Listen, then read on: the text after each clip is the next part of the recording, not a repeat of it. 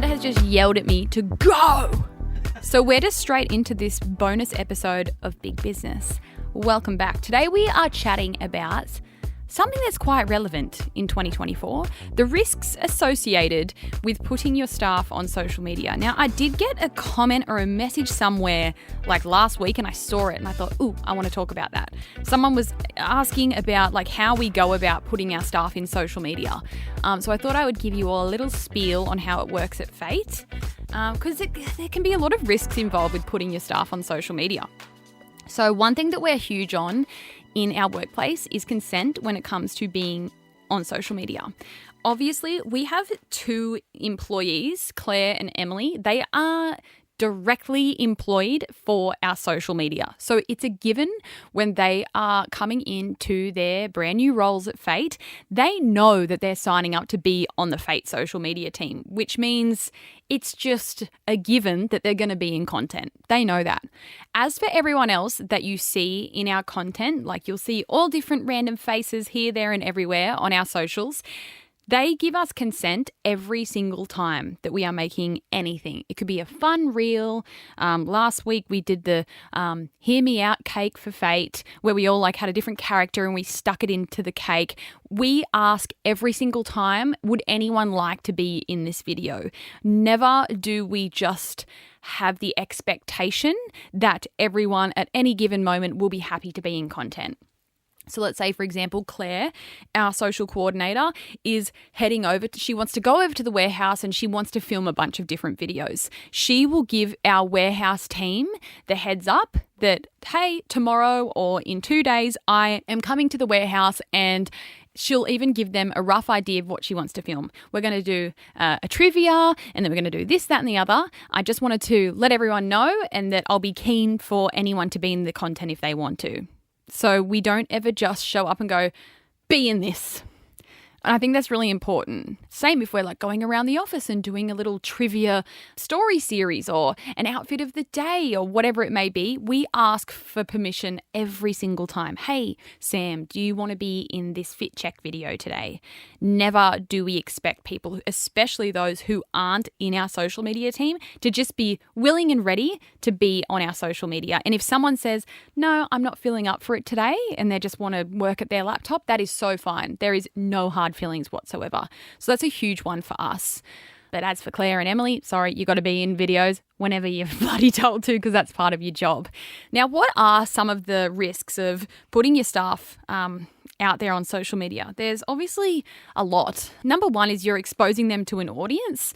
And whereas, I guess for me, I have 10 years of experience being on social media. I have 10 years of being exposed to who knows who that could be watching my videos. I have over 10 years experience of people commenting on me, my looks, my appearance, my life, my thoughts and beliefs. I'm used to that. When you are putting a staff member out there to an audience who doesn't know them and they don't know the audience, you're opening up a whole can of worms. And really, if you want to think about it deeply, you could be opening them up to potential online bullying. You could be opening them up to being harassed online by random strangers or commenting on their appearance. Touch wood, there's no bloody wood in this podcast studio, but we've never experienced that at all where, any of our employees have experienced negativity online. If anything, if we're doing like video of our opinions on something, you might have someone go, Claire's wrong or whatever, but we've never, had the experience of someone being hated on our social media. But I think we did see it. It was TBH Skincare. I can't remember what video they did. Something about women working in the office, and it went viral on TikTok. It was only just recently. I can't even remember what the trend was. But then it just obviously hit the wrong side of TikTok, and all these men were commenting the most vile things about these girls in the video, and they were just like their office employees, So that's just a huge risk in itself that we're, putting our staff out there for the world to see, and anyone can comment on them. So that's something to just be super mindful of, I guess. Another thing, I guess, that plays part in showing your staff on social media is no one's going to work at a workplace forever.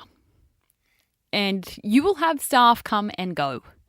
And my advice would be, if you are going to be putting staff on social media, let's say that you're wanting them to kind of become the face of your brand, make sure that employee is happy in your business and that they're in it for a while. Because I think the last thing you want is to have a new staff member every second week on your social media and you're trying to make them the face of your brand kind of thing. And remember as well, especially if you have an audience online, you're going to have people comment when they notice that someone isn't in the videos anymore and the awkwardness that may come with that. Online audiences don't have a filter in a way. For example, we have one team member who has been on leave for quite some time now, and people are starting to comment, where is this person? Where is this person?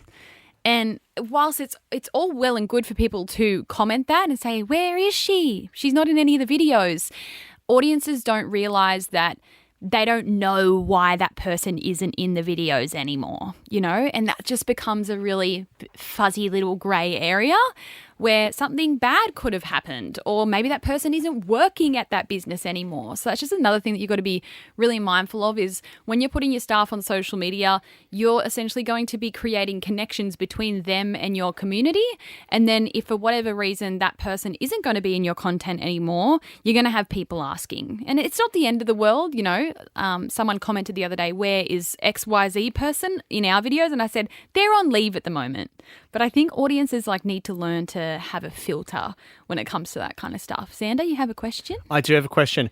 What would you do if you had shot a lot of content with a staff member, they've then chosen to leave the business and they've said to you, I don't want me in any of your content anymore. Can you please remove the videos? I'd do that out of respect. I mean, it just depends how they left the company as well. Yeah. If it was on completely good terms and they just were like, hey, I'm going off into work wherever and I don't really feel comfortable having my face on your social media because of my new job or whatever it may be, then I'd be like, sure, let's look at archiving those posts. But then if it was just someone being an absolute asshole, then I'd maybe have different feelings about it. But it would just completely depend on the scenario. In my mind, though, content that is old, it doesn't matter anymore anyway. There is hundreds of videos all the way down our page, and once a video has reached a certain amount of lifespan, its views it's redundant. Yeah. So I wouldn't have any issue archiving those posts kind of thing, and we've never had that type of experience. But even so, again, depending on how the employee left, let's say I had a bunch of content already filmed that we hadn't posted yet and it included that person, I think just out of respect, I probably wouldn't use that content either. I'd just go, look, we're going to have to let that content go to waste or reshoot it again without that person. I think, it would depend on the scenario, but I wouldn't have any issue with just archiving or privating those posts that they were in. Yeah. That's my answer to your question. Thank you for answering my question. Obviously, in 2024, we are seeing the rise of employees be in content. We are seeing employees become the faces of businesses and brands, which I think is really exciting and clever and so modern, I guess. I'm loving seeing this rise of staff being in content, but it also does come with its risks. So my advice to anyone out there who is in business, if you're wanting to get your staff on your socials, be careful with it. Be mindful with it. Understand what you are exposing them to and be huge on consent. Don't ever force someone to do something that they're not 100% comfortable doing, even if it's, someone that's in your social media team and they're in content all the time, but there's one particular trend that you're doing that they don't want to be in or they don't feel comfortable being in. I think it's important to respect that and understand everyone's boundaries, especially when it comes to being put out there on the internet. It can be a load of fun having your staff be on social media, and obviously it's really exciting for us because we have people that are hired to literally be on our social media, which is super cool.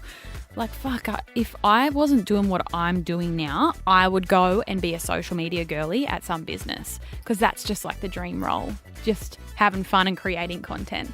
Like all things, this topic comes with its risks and it comes with its benefits. And I think it's just all about finding that balance and being huge on consent and respecting, what your staff do want to be seen as on social media. And at the end of the day, have fun with it and be safe.